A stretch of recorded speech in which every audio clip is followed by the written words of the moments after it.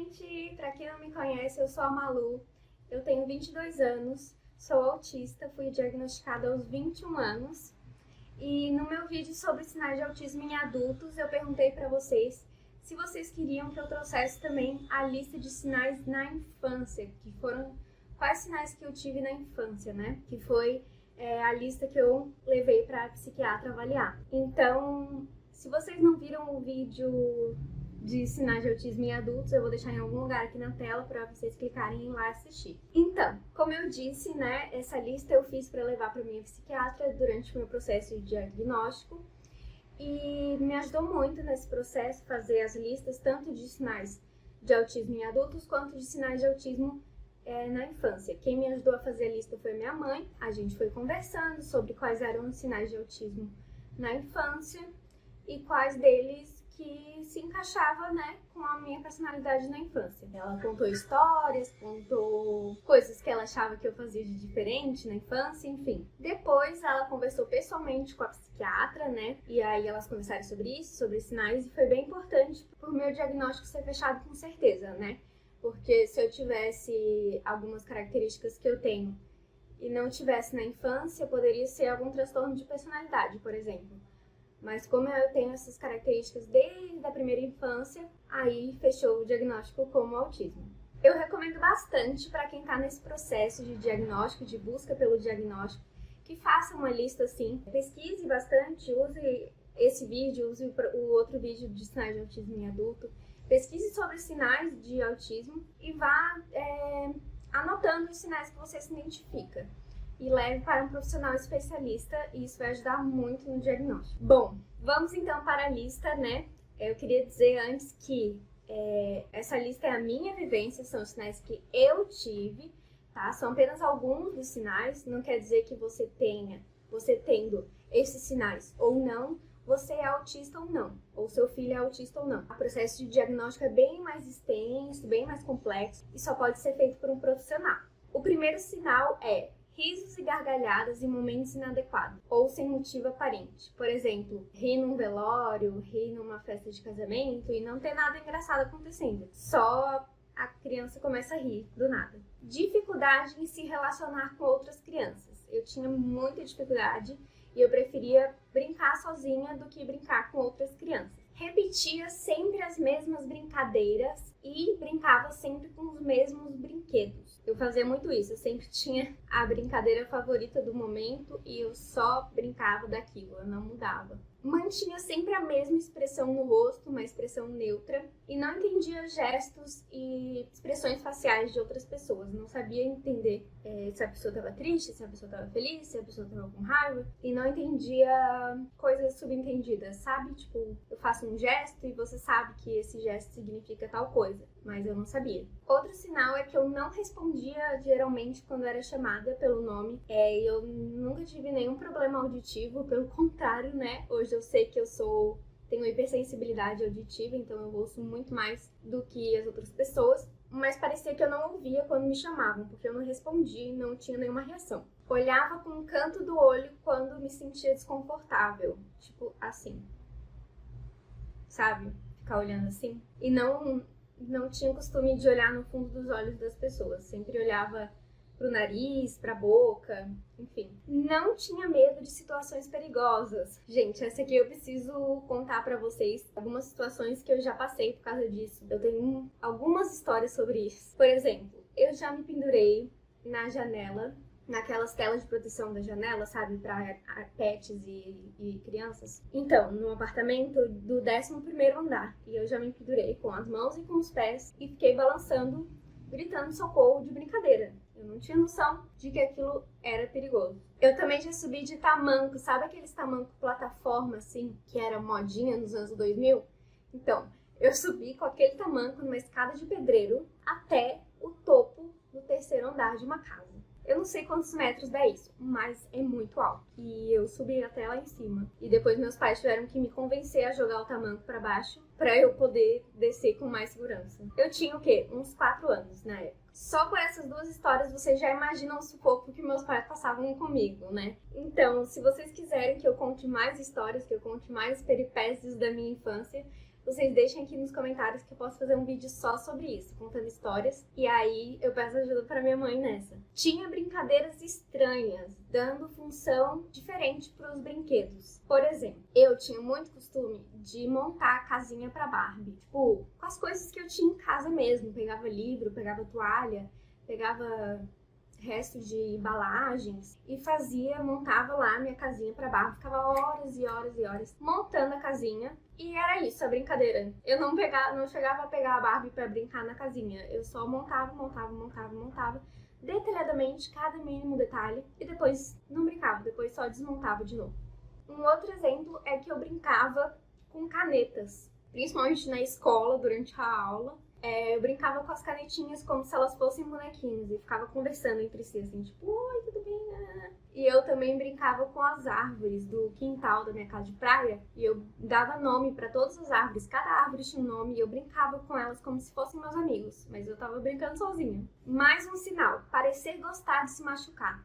Eu tinha um desejo muito forte na infância que era de quebrar um membro, quebrar uma perna ou quebrar um braço, porque eu nunca quebrei nada assim de quebrar. Fui depois de adulta torcer o tornozelo, enfim. Mas na infância eu tinha esse desejo de usar gesso e quebrar alguma parte do meu corpo. E eu também gostava de ver sangue. Eu não tinha nenhum problema, eu gostava de ver, eu tirava sangue e ficava olhando. Eu arranco até hoje, e arrancava antes também, feridas, tipo casquinha de ferida, até sangrar. Isso é um problema que eu tenho até hoje. E eu gosto de ver o sangue saindo. Bizarro, mas enfim.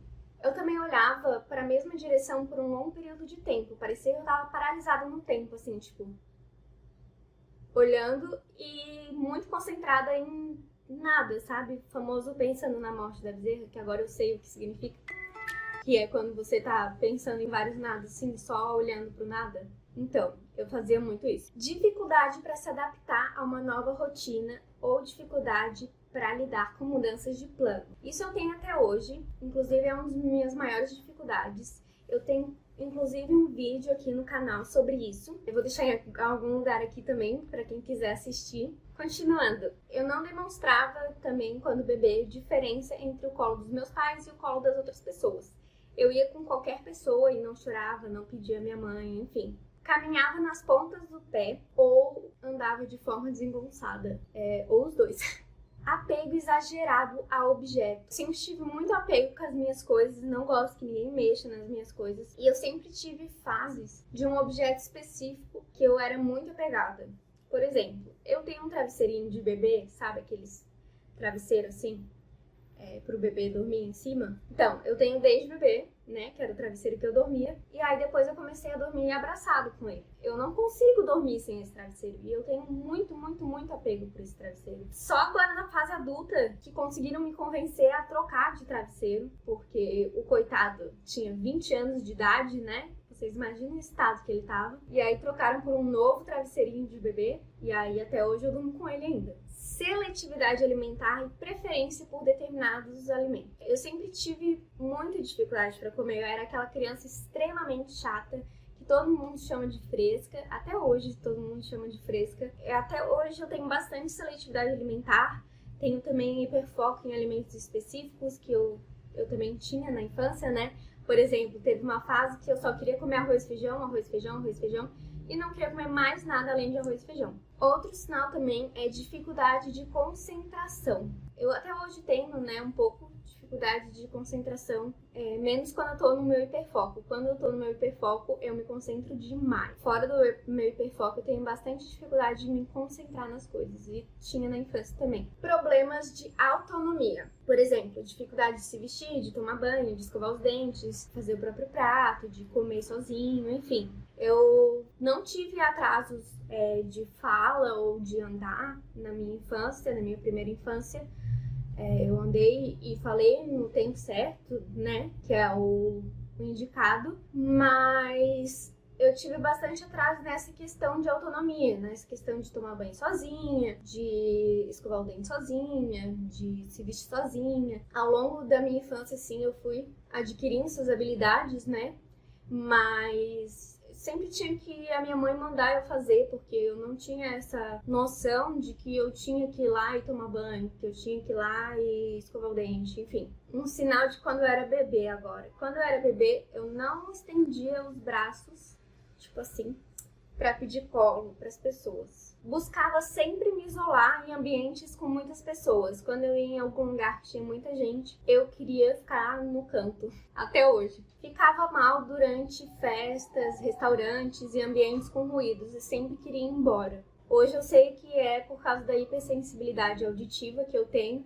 É bem ruim pra mim a questão do barulho, de ruídos. Só que na infância a gente não sabia, né? A gente não sabia que era por causa disso, por causa do barulho, que eu me incomodava tanto. Tinha dificuldade com texturas de roupas. De preferência, eu usava roupas confortáveis, por exemplo, legging. Não gostava de roupa com brilho, com strass, lã. Qualquer coisa pra mim pinicava a minha pele. Eu sentia minha pele assim, tipo, como se tivesse um monte de bichinho correndo pela pele, sabe? Repetia palavras ou trechos memorizados de comerciais e músicas. Isso se chama ecolalia e é uma característica bem comum no autismo. Levava expressões ao pé da letra e não entendia metáforas e ironia. Por exemplo, tira o cavalinho da chuva, vai ver se eu tô na esquina. Eu realmente achava que tinha um cavalo na chuva.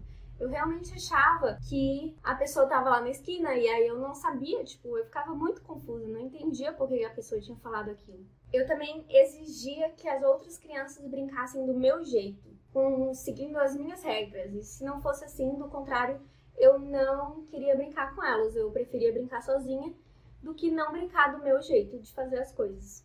Tinha dificuldade para entender regras sociais de uma amizade. Tem um vídeo aqui no canal também sobre regras sociais. Também vou deixar aqui em algum lugar para vocês verem. Até hoje eu tenho um pouco de dificuldade de entender essas regras sociais, mas eu consegui aprender bastante ao longo da minha vida com a minha mãe me ajudando, né, me explicando sempre como que funcionavam as coisas. Invadia o espaço pessoal do outro. Chegava muito perto das pessoas, apontava o dedo na cara das pessoas, saía pegando as coisas da mão das pessoas. Então, eu não tinha esse senso de respeitar o espaço pessoal das pessoas. Considerava difícil seguir instruções com mais de 2 etapas. Esse até hoje eu tenho muita dificuldade, que quando você vai me dar uma instrução, por exemplo, Malu, vai lá, lava a louça, tira o lixo, arruma a cama e depois, sei lá, dá comida pro cachorro. No final de tu falar essas coisas, eu já não sabia mais o que era pra eu fazer. Tinha comportamentos compulsivos. Eu sempre estava organizando e categorizando as coisas, arrumando por ordem de cor, por ordem de padrão. Queria sempre que as coisas estivessem no padrão e ficava irritada quando as coisas estavam fora do lugar. E assim acaba a minha pequena lista.